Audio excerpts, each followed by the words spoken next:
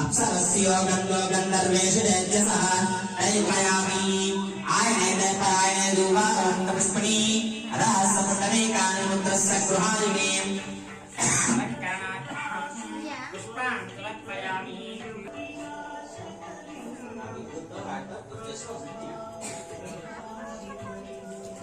ओम केशवाय नमः ओम नारायणाय नमः बाबाय नमः ओम दामोदराय नमः ओम शंकरकृष्णाय नमः वासुदेवाय नमः ओम प्रद्युम्नाय नमः ओम अनिरुद्धाय नमः ओम पुरुषोत्तमाय नमः प्रवदीपाय नमः मृत्युंजयाय नमः सोमसोम्यं जगत्पापिन्यं जगद्गुरवं योगेशानन्दं भूताय दिगंबराय नमः ओम अष्टमूर्तिज्ञानाय गात्रिण्याय ओम सात्वकाय सत्वविग्रहाय नमः शाश्वताय नमः ओम कंठवर्षेण नमः मजाय नमः पुरुषाय नमः रोणाय नमः पशुपतये नमः अस्य यज्ञस्य सुकृतं धूपमाग्रापयामि वनस्पत्युद्भवैर्दिव्यैर्नागनाग्रयं सर्वदेवानां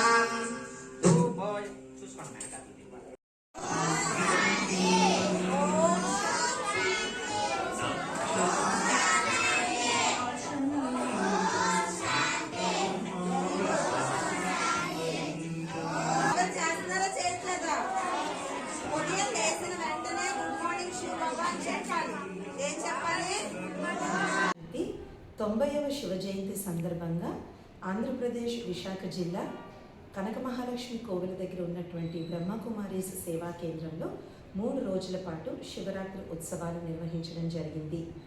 ఈ ఉత్సవాలలో మంచు శివలింగం, ఫౌంటైన్ రూపంలో ఉన్నటువంటి నీటి శివలింగం ముఖ్య ఆకర్షణగా నిలబడ్డాయి.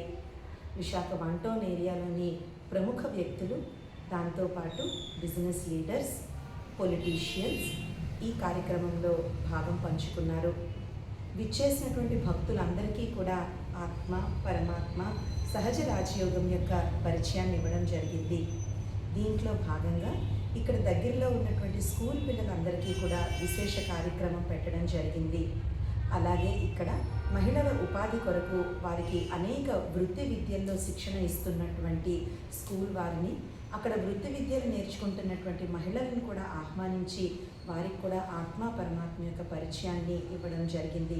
వారందరికీ ధ్యానం, మెడిటేషన్ కూడా నేర్పించడం జరిగింది. దగ్గర 5,000 మంది భక్తులు 3 రోజుల యొక్క ఈ ఉత్సవాల్లో పాల్గొన్నారు. ఓం శాంతి. ఈ దేవాలయం సీతారామ స్వామి దగ్గర ఈ బ్రహ్మకుమారి గత 25 సంవత్సరాల నుంచి ఉచిత సేవలు అందిస్తున్నాం. ఇక్కడ భక్తులందరికీ మేము రాజయోగ మెడిటేషన్ క్లాసెస్ ఉచితంగా అందిస్తాం. అందరూ వచ్చి ఈ కార్యక్రమం చేయాల్సిన